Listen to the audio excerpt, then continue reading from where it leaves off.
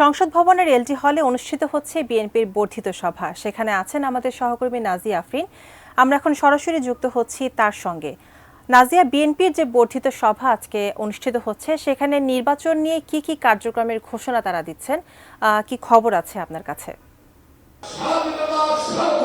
ধন্যবাদ।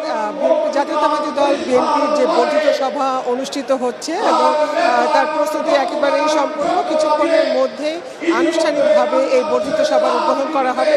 এর মধ্যেই বিএনপির স্থায়ী কমিটির সদস্য উদ্বোধন হয়ে যাবে। কেন্দ্রীয় পর্যায়ে যে নেতারা রয়েছেন এবং বিভিন্ন আপনারা দেখতে পাচ্ছেন যে সারা পৌরসভা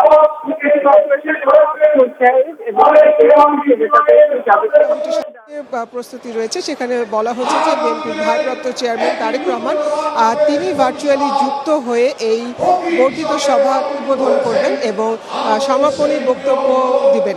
তো বর্ধিত সভার এই উদ্বোধন উনি যখন করবেন তার পরপরই এখানকার যে মূল কার্যক্রম সেটি শুরু হয়ে যাবে।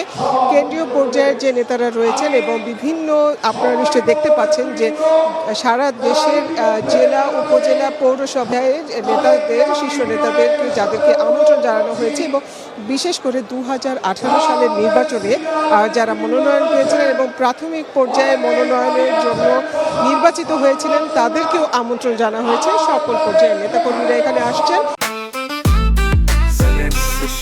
জেনেক্সে শিফট করো, লাইফকে লিফট করো।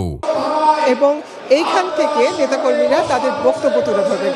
মূল বিষয়টি বর্ধিত সভার মূল আয়োজনের কারণটি হচ্ছে যে এখানে তৃণমূলের নেতাকর্মীরা যারা রয়েছেন তারা এই দীর্ঘ 15 বছর যেভাবে নির্যাতিত হয়েছেন ফ্যাসিস্ট সরকারের মাধ্যমে, তারা যেভাবে মামলা হামলা গুম খুনের শিকার হয়েছেন, তাদের সেই কথাগুলো সরাসরি নেতাকর্মীরা নিজেরা তাদের সেই কথাগুলো শেয়ার করতে পারবেন, সেই সুযোগটি রয়েছে। এবং মূল লক্ষ্যটা বর্ধিত সভার মূল লক্ষ্য এখানে বলছেন কেন্দ্রীয় পর্যায়ে নেতা রয়েছেন, তারা বলছেন যে এই কেন্দ্রীয় সভার বর্ধিত সভার মাধ্যমে নেতাকর্মীদেরকে একটি দিক নির্দেশনা দেওয়া হবে আগামী জাতীয় নির্বাচনে তাদের কাজ কি হবে সেই বিষয়গুলি এখানে তুলে ধরা হবে। এবং এখানে আমাদেরকে অনেকেই প্রশ্ন করেছেন যে নেতাকর্মীরা তাদের বক্তব্যগুলো কিভাবে তুলে ধরবে, কারণ সারা দেশ থেকে অসংখ্য নেতাকর্মী রয়েছেন। তাদের বক্তব্যগুলো তুলে ধরার জন্য একটি গণতান্ত্রিক প্রক্রিয়া তারা ঠিক করেছেন এবং লটারির মাধ্যমে এই বর্ধিত সভার যে মিলনায়তনটি করা হয়েছে তার বাইরে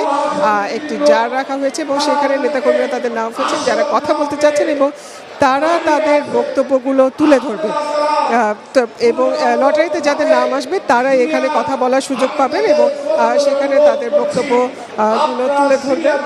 সেই বিষয়গুলো হয়েছে। তো আমরা এখানে যেখানে দেখতে পাচ্ছি যে স্থানীয় শীর্ষ পর্যায়ের নেতা যারা আছেন তারা এখানে আসছেন, দলীয় পর্যায়ে সকল পর্যায়ের নেতাকর্মীরা এখানে আসছেন। আমরা এখানে দেখতে পাচ্ছি যে ব্যবস্থাপনা কমিটি সহ নানা রকম কমিটি করা হয়েছে। তাদের সাথে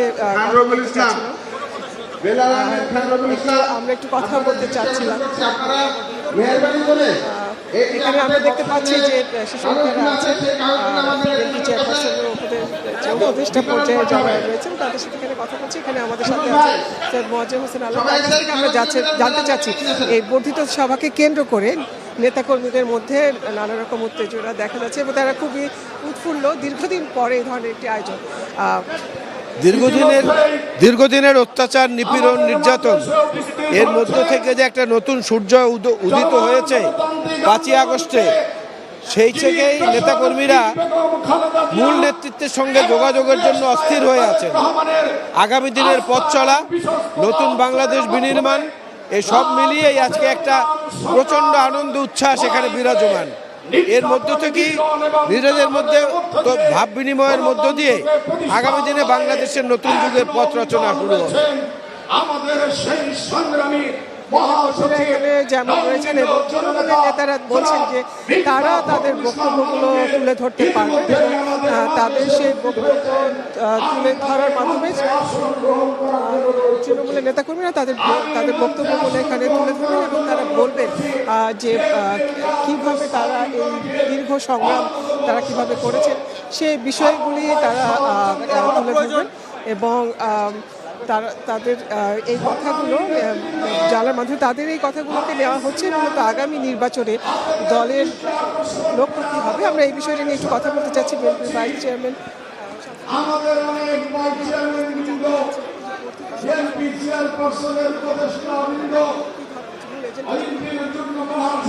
বর্ধিত সভা রাজনৈতিক সাংগঠনিক সমগ্র বিষয়টা দেশের জাতির সংগঠনের যে সমস্যাগুলো সম্ভাবনাগুলো থাকে সেগুলো নিয়ে আলোচনা হয়।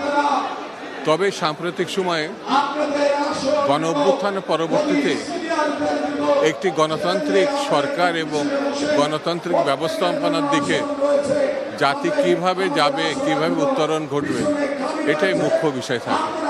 এই লক্ষ্যে একেবারে প্রান্তিক পর্যায় থেকে উপর পর্যন্ত জাতীয় পর্যায়ে সবাই মিলে আলোচনা করে তারপর একটি সিদ্ধান্তে যাও।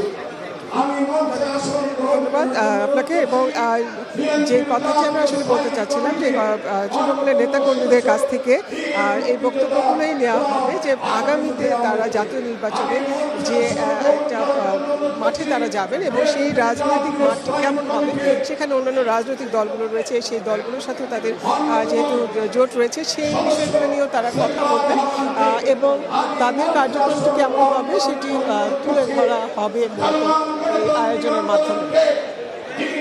এখানে আমরা দেখতে পাচ্ছি যে বিভিন্ন পর্যায়ে নেতাকর্মী রয়েছে এবং ব্যবস্থাপনা যে কমিটি রয়েছে তাদেরকে কয়েকটি ভাগে ভাগ করা হয়েছে এবং আমরা যদি একটু অনুষ্ঠানের যে কার্যক্রম সেটা যদি আমরা সেটি আমরা বলছি যে তারা এই অনুষ্ঠানের মাধ্যমে নিতে চাচ্ছে। আপনি স্যার আপনার সাথে কথা বলতে চাচ্ছি। হ্যাঁ বলেন।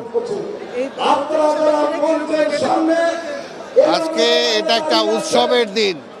দীর্ঘ 17 বছর গণতন্ত্রবিহীন দেশের অবস্থা ছিল, সেই অবস্থায় আমাদের কোনো কর্মসূচি পালন করাই সম্ভব হয় নাই।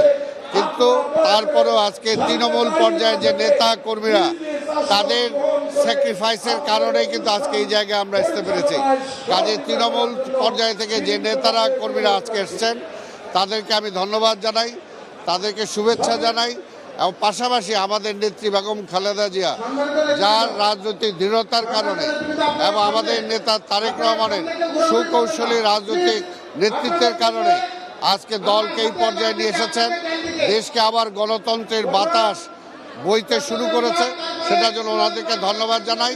পাশাপাশি আজকের এই বর্ধিত সভা থেকে আমরা এটাই চাবো যে গণতন্ত্রের সুবাতাস বইছে, এটা যাতে কোনো প্রতিবন্ধকতার সৃষ্টি না হয়, এই গণতান্ত্রিক ধারা যাতে অব্যাহত থাকে একটা নির্বাচনের মধ্য দিয়ে, যাতে নির্বাচিত সরকার আজকে প্রতিষ্ঠিত হতে পারে, আজকে সেটাই চাই।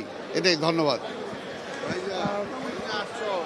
বিএনপি শীর্ষ নেতাদের পাশাপাশি যে বিভিন্ন পর্যায়ে নেতাকর্মীরা রয়েছেন তারা করতে পারবেন এবং সেই বিষয়টি নিয়ে তারা অনেক উচ্ছ্বসিত এবং তারা বলছেন যে আগামী যে নির্বাচন হবে সেই নির্বাচনে রাজনৈতিক মাঠে অন্যান্য যে রাজনৈতিক দলগুলোর সাথে তাদের সাথে যাতে যেন কোনো মতৈক্য না হয় সেই বিষয়টিতে দিক নির্দেশনা থাকবে এবং দিক নির্দেশনামূলক এই আয়োজন ঘিরেই নেতাকর্মীরা মনে করছেন নির্বাচনে যাতে তারা কোনো রকম বিভেদের মধ্যে না পড়ে সেই বিষয়টিকে তারা দেখবে।